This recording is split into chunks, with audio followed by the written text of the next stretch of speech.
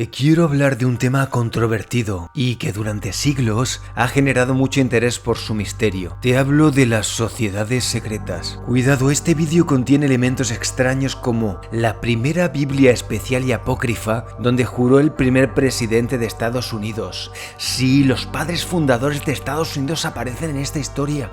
Además te explico por qué el gran sello de Estados Unidos tiene símbolos extraños. De ese sello más tarde se copiaron los billetes americanos en los que salen personajes históricos con esos símbolos extraños como una pirámide y textos en latín antiguo como Novus Ordo Seculorum, que significa nuevo orden de los siglos y que viene del poema de Élogas de Virgilio. Este texto posiblemente fue propuesto e influenciado por una sociedad secreta y puede que fueran los masones o los Illuminati. Al final del vídeo te doy el significado de este misterioso texto, así que espera hasta el final. Y créeme, yo no quería hacer esto, pero las pruebas están a la vista y las pruebas han hecho que me decante a hacer este vídeo y aquí te las muestro. Quiero que seas tú el que las juzgue y juzgue esta historia. Yo solo te muestro el camino, pero tú puedes evidenciarlo. Hola, yo soy Max. Si te gusta mi contenido, suscríbete y dale a la campanita. Ahora te revelo la increíble historia de los padres fundadores de Estados Unidos y de cómo estaban relacionados con una sociedad secreta en particular. Sí, esto ha sido ampliamente debatido por la sociedad y se ha especulado mucho. Hago este vídeo porque he encontrado las fuentes, los libros y muchos registros, así como la famosa Biblia que está en un museo, que te mostraré cuál es. Incluso hay templos los cuales tú puedes ir a visitar, templos de sociedades secretas. Estas hermandades suelen ser objeto de especulación, ya que ser miembro exclusivo en algunos casos conlleva el secretismo como pacto. Esto era por precaución, ya que algunos temas que se trataban eran muy privados y había personas que no estaban preparados para escucharlas por sus ideas radicales para la época. Muchos de estos miembros han sido personajes famosos o celebridades históricas, lo que ha generado más intriga, como es el caso de George Washington y Benjamin Franklin, padres fundadores de Estados Unidos. En este vídeo te muestro las pruebas. Las sociedades secretas fueron muchas, pero las más importantes y donde sí que hay pruebas que realmente existieron y existen son, sobre todo, de masones e Illuminati. Muchas de estas sociedades secretas han proporcionado una base para la especulación, leyendas y una serie de relatos ficticios que son atrayentes, pero muchos carecen de fundamento sólido y esto dio pie a contar historias conspirativas muy creativas. Este tema, al haber sido ocultista y misterioso, es algo que a los seres humanos nos cautiva e incluso puede hacer seguir la corriente de esta cultura sensacionalista y no basarnos en los hechos. Esto da pie a muchas historias que han llegado a la gran pantalla y que no son familiares. La sociedad secreta o la fraternidad que se sabe que haya existido realmente son los masones. Y aquí te muestro las pruebas. El origen de los masones es un tema que ha sido objeto de debate y especulación a lo largo de los siglos. Tradicionalmente se cree que la masonería tiene sus raíces en las antiguas guildas de albañiles o en las asociaciones de los albañiles o constructores de las catedrales de la Edad Media, particularmente en Europa. Estas guildas estaban formadas por maestros artesanos que poseían conocimientos especializados sobre la construcción, la arquitectura, los cuales eran transmitidos de manera secreta dentro del gremio. Piensa que muchas catedrales se hicieron en la Edad Media y solo unos pocos albañiles maestros estaban especialmente especializados en las labores tan complejas para la época. Las catedrales góticas de la Baja Edad Media eran complejas y eran muy difíciles de construir sin hacer cálculos de ingeniería. Eso hasta hoy desafía a los ingenieros, ya que la tarea era muy complicada para constructores sin estudios formales. El término francmasones o freemasons proviene del francés antiguo franc-maçon, que significa albañil libre. Estos albañiles o constructores trabajaban en importantes proyectos de construcción tales como catedrales y castillos y disfrutaban de un estatus especial que les permitía moverse libremente entre territorios, lo cual no era común en ese ese tiempo. Por eso algunas logias tienen ladrillos o herramientas de albañil tales como espátulas, de elementos decorativos en sus rituales, banderas y decoración. Sin embargo, algunas teorías especulativas sugieren que la masonería también podría tener conexiones con los caballeros templarios, una orden militar cristiana del siglo XVII que fue disuelta en el siglo XVIII. Según estas teorías, algunos templarios habrían llevado sus conocimientos y tradiciones secretas a las logias masónicas tras la disolución de su orden por el Papa Clemente V y el rey Felipe VI de Francia. Aunque esta conexión es atractiva desde el punto de vista esotérico, carece de evidencia histórica sólida y es más bien una interpretación atractiva para la sociedad. La corriente más aceptada indica que la masonería moderna deriva de las antiguas asociaciones de albañiles y constructores medievales que ayudaban a construir las catedrales con las técnicas más avanzadas que se mantenían en secreto para que no cayeran en las manos equivocadas, que con el tiempo evolucionaron hacia un sistema de fraternidades más filosóficas y espirituales. A partir del siglo XVII, cuando la masonería se desvinculó de la construcción física, se centró en la construcción simbólica del carácter humano para ser mejores personas, más virtuosas según esa filosofía. Estas hermandades masónicas se reunían en logias donde tenían en común ciertos ritos o rituales, algunos secretos. El rito masónico es el conjunto de ceremonias que, por una parte, estructuran el trabajo colectivo efectuado por las logias y por otra parte favorece el trabajo introspectivo de cada francmasón. Habían diferentes tipos de ritos que además evolucionaron con el tiempo. Por ejemplo, en Estados Unidos, para bendecir una nueva obra o proyecto, se hacía un rito masónico donde se ponía la primera piedra y en ese caso la primera piedra, para algunas logias, era un cubo perfecto y se ponía en el lugar de la construcción y además ponían vino, cereales y hacían un ritual especial, aunque este ritual podía variar según la logia concreta. Luego estaba el grado y el nivel del masón. En el rito americano habían 13 grados, en otros, como Europa, habían 33 grados, desde aprendiz, compañero, gran maestro, etcétera, etcétera. En el caso de Estados Unidos, a los iniciados se le hacía pruebas o rituales y se dio el caso de que algunos personajes hacían falsos ritos a iniciados o novatadas a nuevos aprendices, y en una de su desafortunada ocasión salió algo mal. Este fue el caso del famoso Benjamin Franklin, que en enero de 1738 Franklin compareció como testigo en un juicio por homicidio con 2 hombres que mataron a un aprendiz de mente simple. Ese aprendiz era Daniel Rees, que en una falsa iniciación masónica algo salió mal.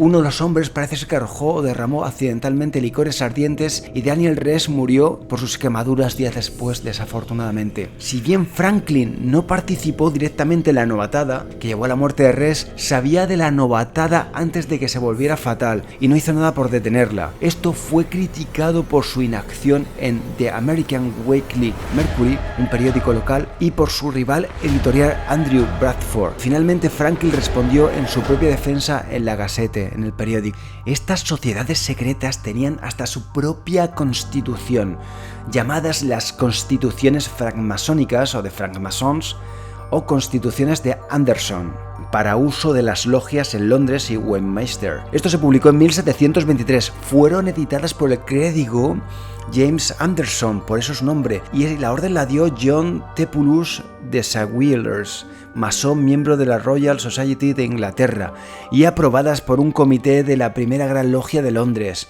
Esta obra fue reimpresa en Filadelfia y fue reimpresa por el mismísimo Benjamin Franklin en 1734, quien ese año fue elegido Gran Maestro de los Masones de Pensilvania. Esa obra fue también traducida al holandés, al alemán y al francés. En estas constituciones, atento a esto, había una declaración que decía que había un gran padre o un gran arquitecto del universo, al cual se le podía pedir guía, pero para ello había que tener fe Algunos masones creían en un dios no intervencionista, pero la mayoría de los masones creían en un dios que se le podía pedir guía, y esto seguramente surgió porque los masones querían separarse de la visión religiosa de la época, que no era objetiva porque no todas las instituciones estaban operando como deberían. Después de la Edad Media había mucha influencia negativa en la Iglesia y querían hacer una versión más objetiva de lo que era Dios Padre, y para eso utilizaban la definición de Gary Leiser, citando la enciclopedia masónica de Coyle, que afirmaba que Dios era la abreviatura masónica de Gautu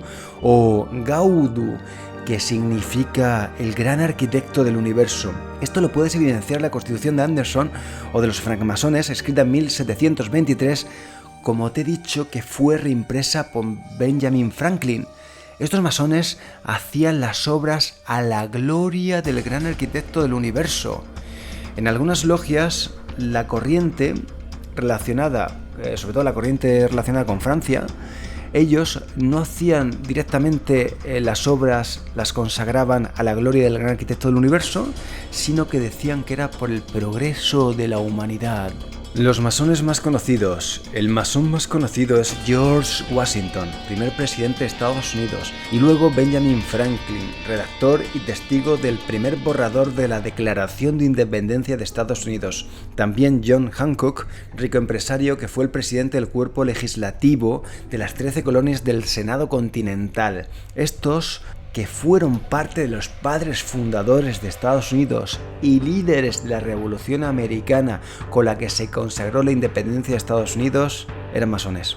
La Declaración de Independencia de Estados Unidos, de todos los firmantes testigos, se saben que 9 eran masones con evidencias. Hay varios eventos clave, documentos históricos y evidencias que demuestran la influencia de los masones y su relación estrecha con los padres fundadores de Estados Unidos, así como su papel en otros momentos cruciales de la historia.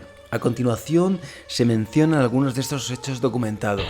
Esto a mí me impactó profundamente, porque en el primer juramento presidencial de Estados Unidos, en 1789, George Washington, el primer presidente de los Estados Unidos, hizo el juramento sobre una Biblia masónica proporcionada por la Gran Logia de Nueva York. Esto es un hecho bien documentado y se considera uno de los eventos más conocidos que vinculan la masonería con la fundación del país. Además, esa Biblia es apócrifa y está editada por uno de los padres fundadores. Es diferente a todas las Biblias. Esto es perfectamente verificable, pues hay un edificio de grandes proporciones que si quieres puedes visitar, que es el Memorial Nacional Masónico de George Washington. El edificio masónico está ubicado en Alejandría, Virginia, y está construido en honor a George Washington, lógicamente. Diseñada por el arquitecto estadounidense Harvey Wiley Cobbett, en varios estilos arquitectónicos. Su torre está inspirada en el antiguo faro de Alejandría de Egipto. Puedes ver el logotipo de Gaudo y el compás y la regla y la G en grandes dimensiones en la entrada, claramente. Este edificio tiene grandes salas llenas de misterios. Algunas tienen configuraciones y estilos similares, mientras que otras son completamente diferentes, lo cual también es un enigma.